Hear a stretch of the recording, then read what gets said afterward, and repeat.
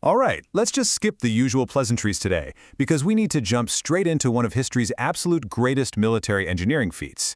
We're traveling right back to the climax of the Gallic Wars, to a hilltop in modern-day France, where the fate of an entire civilization was literally decided in just a matter of days. Welcome to the Explainer. Okay, let's dive into this. 400,000. It's a staggering number, right? That represents the total concentration of soldiers and civilians packed into a single claustrophobic hilltop siege back in 52 BCE. It's a scale of ancient warfare that is, honestly, kind of hard to wrap your head around. It brings together brilliant strategy, desperate survival, and just mind-boggling Roman engineering. Section 1. Uniting the Gallic tribes, a rebellious coalition. Now, to understand how we even get to that massive number, we have to look at the broader context here. For years, Julius Caesar had been waging this brutal, systematic campaign across Gaul. And to survive that relentless advance, the famously fractured Gallic tribes realized they had to do the unthinkable. They had to put aside their rivalries and unite. The man who actually managed to pull this off was Vercingetorix. His name literally translates to the Great Chief of the Brave. He was an Arverni nobleman, and it's really important to note here that this rebellion was primarily driven by the aristocracy. These great landowners felt their wealth and privileges were directly threatened by Rome. So while maybe not every single citizen of Gaul was eager for a fight, Vercingetorix successfully forged this unprecedented military alliance. The contrast between these two forces is absolutely fascinating. On one side, you've got Caesar's Roman legions. We're talking about 70,000 highly disciplined troops. But remember, they weren't just fighters. They were specialized combat engineers, backed by artillery, basically operating as a systematic machine. On the flip side, Vercingetorix's newly united coalition boasted around 80,000 infantry and 15,000 cavalry. So they definitely had the numbers, and for sure the home field advantage, but they were a raw coalition, mostly just armed with spears and shields. And this quote brilliantly illustrates Vercingetorix's overarching strategy. He knew that throwing his men into a pitched, open-field battle against those Roman legions, total recipe for disaster. So his goal was a scorched earth campaign. Burn the crops, destroy the towns, and literally starve Caesar's army out of Gaul before they could ever lock shields.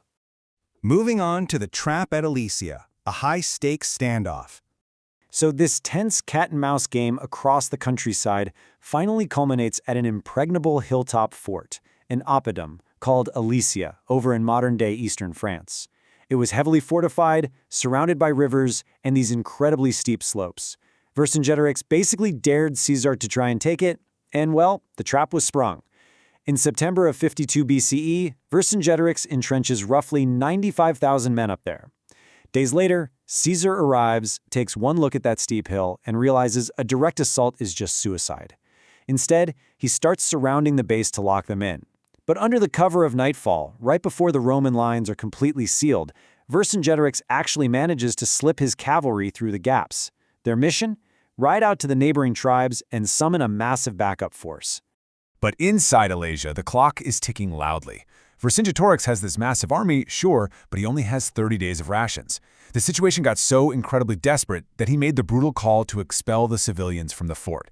We're talking mostly women, children, and the elderly, just to save food for his warriors. And tragically, Caesar outright refused to let them pass to the Roman lines, leaving them stranded in the no-man's land between the two armies to starve. Which brings us to Caesar's masterpiece of engineering. Let's move to how this built, because knowing a massive Gallic relief force was on the way, Caesar was now trapped in hostile territory himself. He had to keep the Gauls inside Alesia from breaking out, while simultaneously gearing up to fight off hundreds of thousands of Gauls coming from the outside. His solution? It's one of the most mind-boggling construction projects in all of military history. His legions didn't just build one wall, no, they built two.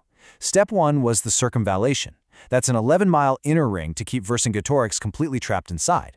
Step 2 was the contravallation, a 14-mile outer wall facing outward designed to defend the Romans against that arriving relief force. And in between these walls, 20-foot-wide trenches, some of which the Romans cleverly flooded by diverting nearby rivers. Altogether, they constructed nearly 40 kilometers of fortifications. And listen, these weren't just simple walls. This was a terrifying, inescapable obstacle course. Right in front of those 12-foot earth and timber walls and 33 watchtowers, the Romans laid out these gruesome traps designed to completely break a Gallic charge before it even reached the ramparts. You had clippi, which were these dense rows of sharpened woven stakes, then lilia, which were basically V-shaped pits hiding sharpened logs, think modern tiger traps, and stimuli, literal iron-barbed hooks embedded right into the ground to maim horses and infantry alike. All right, let's look at the final decisive clash. So this incredible feat of engineering was finished just in the nick of time. The anticipated Gallic relief force finally shows up, turning Caesar's master trop into a desperate, claustrophobic, two-front war. Now, what's really interesting about this is the staggering disparity in numbers. Caesar has roughly 70,000 men. Inside the inner wall, Vercingetorix commands 95,000 troops, and outside the wall, the relief force arrives with an estimated 250,000 infantry and 8,000 cavalry. That is over 300,000 Gauls surrounding a thin, donut-shaped ring of just 70,000 Romans. The Gauls coordinated their attacks, assaulting the Roman walls from the inside and the outside simultaneously. And honestly, reading Caesar's own commentaries gives you a real sense of the absolute chaos and desperation on those Roman lines. He wrote that he was, quote, appealing to his sorely harassed men not to succumb beneath the trial. On that hour hung the fruit of all their victories. The Roman defense was pushed to the absolute brink, running incredibly low on javelins and just sheer physical energy. At the very weakest point in the Roman fortifications, the Gauls actually nearly broke through. But in a masterstroke of tactical maneuvering, Caesar sent his trusted commander Labienus with critical reserves to plug that gap. Then, taking a massive gamble, Caesar personally led a detachment of cavalry out of the fortifications, looping all the way around to hit the Gallic relief force from the rear. Sandwiched and totally panicked by this sudden cavalry charge, the Gallic assault shattered. That massive relief force broke ranks and completely fled the battlefield. Next up, unearthing the battlefield, the 19th century mystery. With the relief wars gone, the siege was effectively over. But, for a long time, modern scholars seriously debated whether Caesar's accounts were actually true, or if they were just wild propaganda, and where this epic clash even happened in the first place. It became a really fierce academic rivalry. You had the architect Alphonse Delacroix arguing passionately for a site called Aliers, while regional archivist Claude Rossignol championed Allie Saint-Reine in the Burgundy region. This debate captured the whole nation's attention, so much so that Emperor Napoleon III decided he had to step in and launch a massive scientific investigation to settle the whole thing once and for all. So, in April 1861, Napoleon III deployed the Commission de Topographie de Gauls. Operating with a massive budget, they employed up to 100 workers to systematically hunt for Caesar's lost siege works at Allie Saint-Reine. And this wasn't just some glorified treasure hunt either. This was really the birth of large-scale scientific archaeological mapping in France. And the results? Absolutely stunning. The physical evidence they pulled straight from the earth perfectly matched Caesar's ancient writings. They found the exact intricate ditch systems precisely where the texts suggested they'd be. They unearthed thousands of Gallic and Roman weapons. But crucially, they discovered 27 coins bearing Vercingetorix's profile. That definitively proved Allie Saint-Reine as the site of the legendary battle. Section 6. The Legacy of Alesia.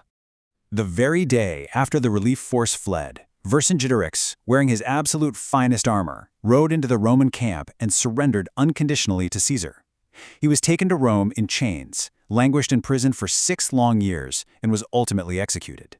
His surrender really marked the definitive death of Gallic independence. And the sheer human cost of this decade-long conflict is incredibly sobering. Look at this number. Historians estimate that the Gallic Wars cost 1 million dead, with another 1 million people sold into slavery. The victory at Alesia cemented Rome's dominance over the region for centuries, and it completely reshaped the map of Europe. Which leaves us with this final, profound question to consider. Caesar always justified this brutal campaign as a defensive necessity to protect the Roman Republic from Gallic aggression. But, knowing the incredible wealth and the political power he personally gained from it, were 1 million lives sacrificed purely for one man's ultimate glory? I'll leave you to ponder that provocative thought. Thanks for joining this explainer, and always keep questioning the history you think you know.